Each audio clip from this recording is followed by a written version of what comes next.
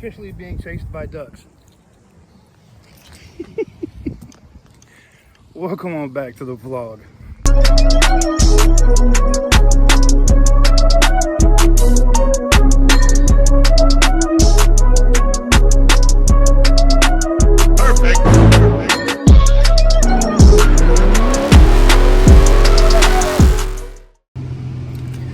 What is up, guys? Welcome on back to TK's Garage, and I have a little bit of a different video for you guys today.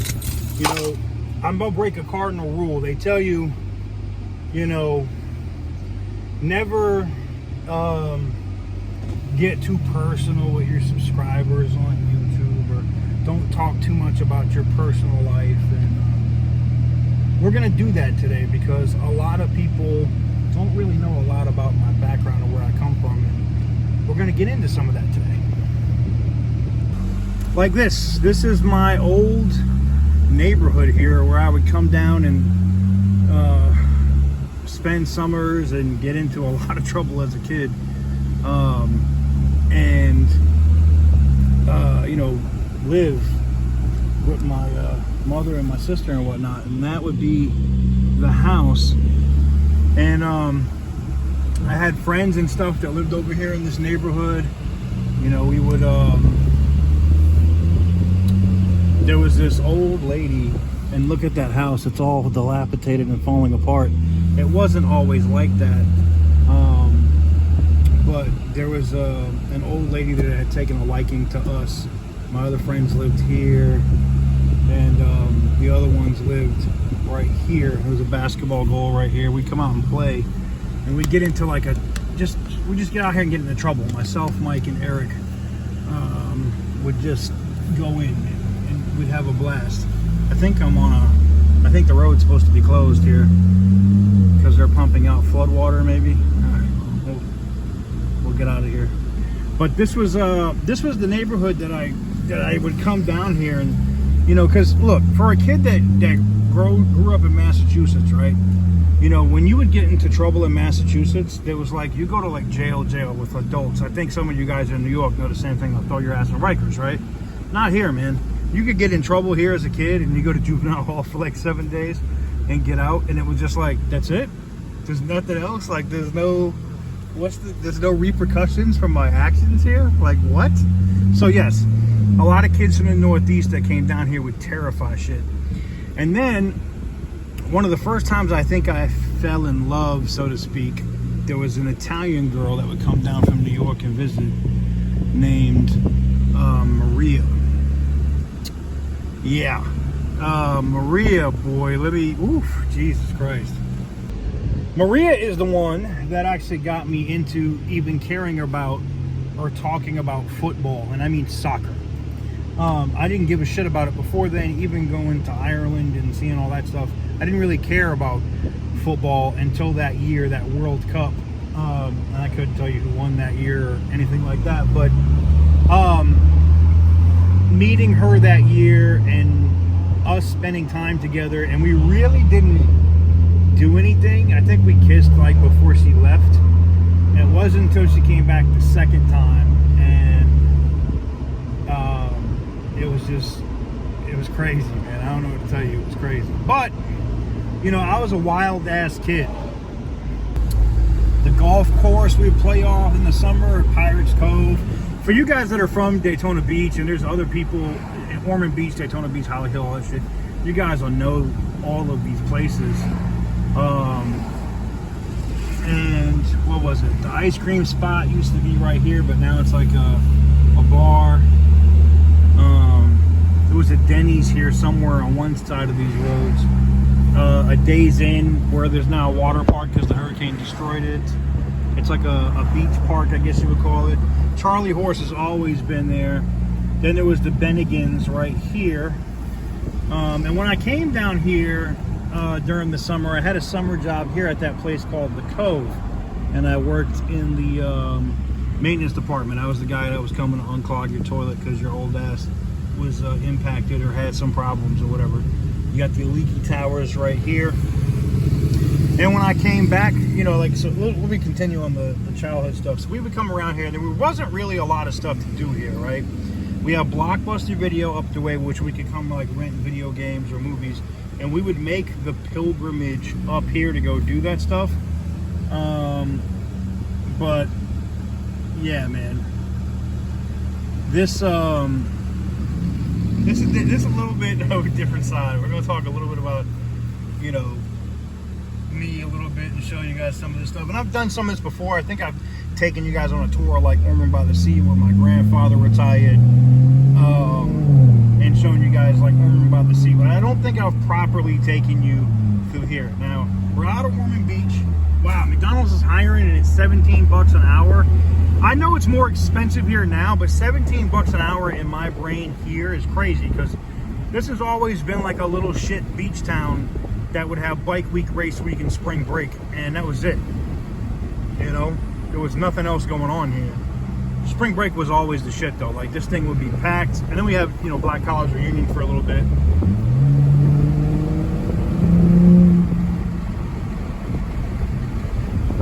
And then we got this little Bel Air Plaza right here. And the Blockbuster, yeah, suck a dick. Yeah, Camaro's mad in his feelings, he'll be alright. The Blockbuster Video is now an Armed Forces Career Center, alright? Now there used to be a Subway. Oh, it's still there. Okay, I see the Subway. There was a Subway there. I think it moved down a couple of places. And there was a Metro PCS here, a Metro piece of shit. And you got the Armed Forces Career Center is here, all right? They do a lot of Navy recruitment and Marine recruitment out of here. So, yeah, that's what's up. See the Army, they got some Army people out here in their dress, whatever. And you got the AMSCOT building. And this thing was always pretty much empty. Nobody really ever filled this thing up. This thing was built and then, like, ain't shit happened. The only time I've ever seen anybody here was when this was like a Quiznos right here, but this thing is pretty much, for the most part, look, it still says Quiznos on the wall. Look at that shit. Quiznos, see? But for the most part, this whole shit has been empty. There's no business here, right? Now you got one of the Blue Green resorts, I believe, right here, right? And then there's another one down the way a little bit more. But there was the Beachcomber. I mean, there's just so much stuff here, man. This thing. And basically, we would come down here. Hold on. So when I was a kid, we would come down here. We'd go to the bowling alley. We'd go bowling. Some of the dudes would try to hit on Valerie because her mom is who owned the bowling alley. And I'm gonna leave that alone. But people would try to hit on Valerie. I don't think I didn't really mess with. We almost fucked, but we didn't fuck. So I think we were super drunk. Maybe it happened. I don't know. But Valerie was super cool, and we would come down here and just go bowling and hang out and like just talk shit or get into drama and bullshit. You know, shit that kids would do. This is pre everybody having guns and everybody wanting to kill everybody. You know what I'm saying? So yeah. So one of the things I get all the time is how I talk or what I do. Is it a character, right? Is it like some Alex Jones type shit where you're playing a character when you're on camera? Not really. Okay, and what I mean by that is, yeah, there's some things that I go extra on, and I think you know what that is. But anybody that meets me in person that watches my videos will tell you, no, TK is pretty much exactly how he is in the videos. It's just not, you know, like I'm not always going to extreme. I'm not like, oh, somebody said something, let me fuck your mom. All right, that's a thing for YouTube. That's just me messing with the trolls. You know, me going so hard and just immediately slapping people and all that shit. That's a YouTube thing. Now don't get it twisted. People will tell you that they've literally watched me beat people's ass at conferences and shit. That's a thing.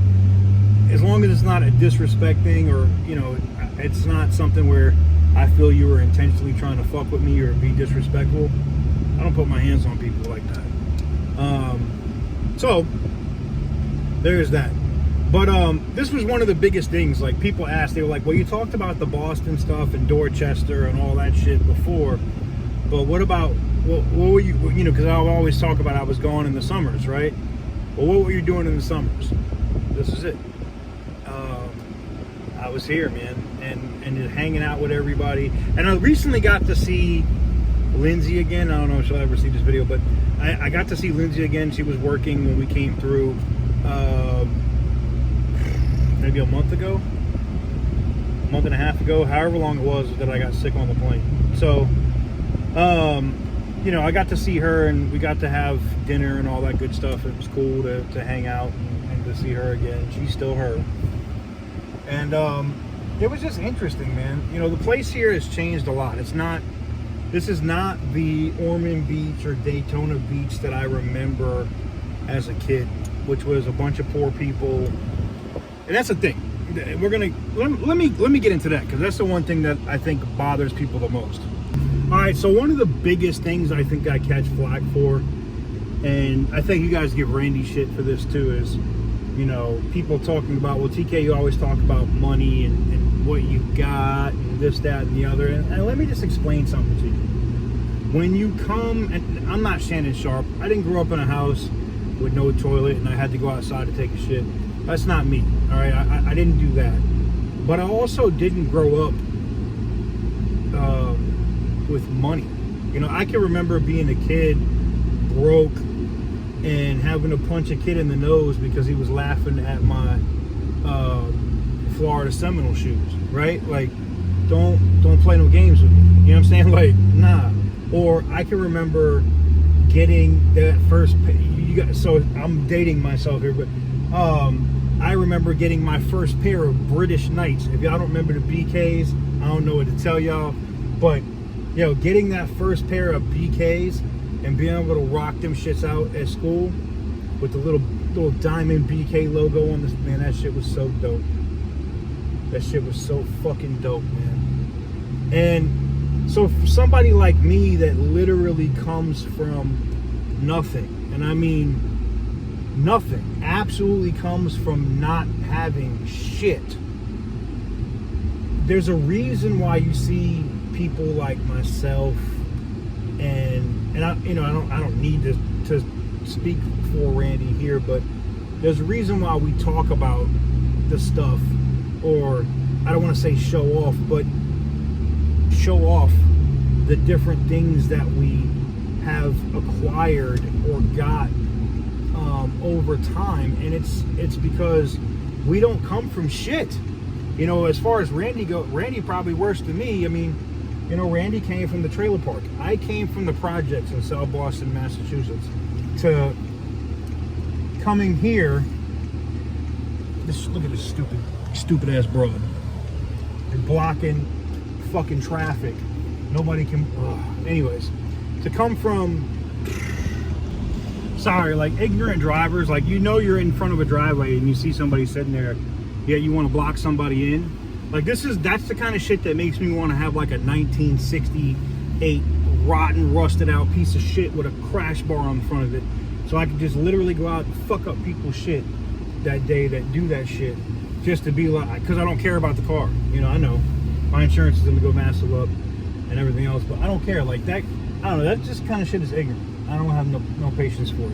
Anyways, so getting back to what I was talking about. So, you know, people like us, somebody like me that doesn't come from anything, to be situated the way I am now with, you know, what I got, it causes, it makes you, when you come from nothing like that and you have to hustle and grind and talk to people and make moves and do that kind of shit to get where you're at, is how you kind of, people always, I think that's where the confidence thing comes from. People are always like, how do you have this confidence? How are you able to just talk to insert female here, or how do you get with this chick or that chick, or how are you? And it's literally, I guess the biggest thing I can say is, if you don't ask, like, the biggest thing that can happen is that they say no. So if you're hollering at a chick or talking to a female and you're worried about, oh, well, that chick's gonna shut me down, and if you go into it with that mindset, you'll lose it. I go into any female that I'm interested in. If I talk to them, I have that confidence because I don't care, right? Like the worst case scenario, they say, "No, I'm not interested in you like that," or I'm, like I don't date white dudes, or because like most of the chicks that you see me holler at, or whatever. Like it's cool, I get it. But me personally, I guess when you guys see me being braggadocious, so to speak, and I'm not as bad as others you guys see on this platform, but I do it kind of subtly. You know what I'm saying? When I had the strip club, I was an asshole. I know I was an asshole, but I do it kind of subtly now. I kind of just take my time and I don't try to just rub it in people's faces anymore. But if you're wondering, if you saw me at that point where I was doing that, or oh look what I got this, I got that, it's because I literally came from shit. I came from nothing. I didn't have shit. Now it's not to say that my mom, when I was with her, or my dad didn't try to provide stuff for me. I never went hungry, obviously. I never went hungry. I never had any issues with having clothes on my back or a roof over my head. That was never a problem. I just didn't have it like other kids that were going to school with the crispy Air Force Ones and the Guess jeans, or whatever the button-up 501s, or whatever it was back in the day. You know what I'm saying? I just had on whatever could fit, because I was also a big-ass kid, and it is what it is. So I'm hoping that some of this stuff like resonates with some people, because a lot of people think that I'm just like this or an asshole for no reason. And you get like this over time. I don't say like you get like this over time, but I wanted to show you guys a little bit about like some of the places in my childhood and where I grew up and how I came up, so you guys have a little bit. And that's only one little part of this shit in my head. Is that the rest of it? Maybe I'll get into maybe I'll talk about some of the crazy ass shit that I did when I was a kid and got away with, or the first time I ever got in trouble or got arrested, or something. Maybe we'll make. If you want to see that kind of video, let me know, and I'll do a video on that. But I just wanted to kind of just touch base and give you guys a little bit of a different type of vlog and show you guys around, and just talk about where I came from and why I kind of am the way I am, and not making an excuse, because I'm not making an excuse for bragging on shit or saying haha I got this or haha I got that. No, it was really just to kind of be like, look, I came from nothing, and the reason why I'm like, check out this car and check out this, or look at where I'm at now, is because I literally did come from nothing. And a lot of it, when people say, well, you got lucky, man, or this person or that person, or they helped you do this or helped you do that, it's true, man. A lot of stuff about being successful, yeah, you got to have common sense and brains to be able to make the shit work. That is true. But a lot of it is right place, right time, facts. And, people say luck is not a thing, but it is. You got to be lucky, Think about the people that had YouTube channels that, decided, oh, I'm gonna do YouTube channel with my kids with toys. They had no idea that they were gonna make millions of dollars from this shit when Ryan started opening boxes of toys. It blew up. I can guarantee you now that other people that are doing like, automotive YouTubers that have, 8, 9, 10 million subscribers and shit, I'm sure when they got started, they didn't think they were going to get 8, 9, 10 million subscribers doing videos. It's just not a thing. So it's about being in the right place, the right time, having the right people around you. All of that stuff makes a huge difference. So, but anyways, I just wanted to give you guys a little bit of an idea of what was going on around here, and kind of give you a little peek into that childhood stuff, and give you guys a little bit of a bonus video for the day. And I think I did that. Let me know what you guys think in the comment section down below. I just kind of wanted to also revisit some of that stuff myself, because it's time for me to hit the road and get moving, and this thing has got to go into the shop and get its air conditioning fixed. It's still not blue and cold.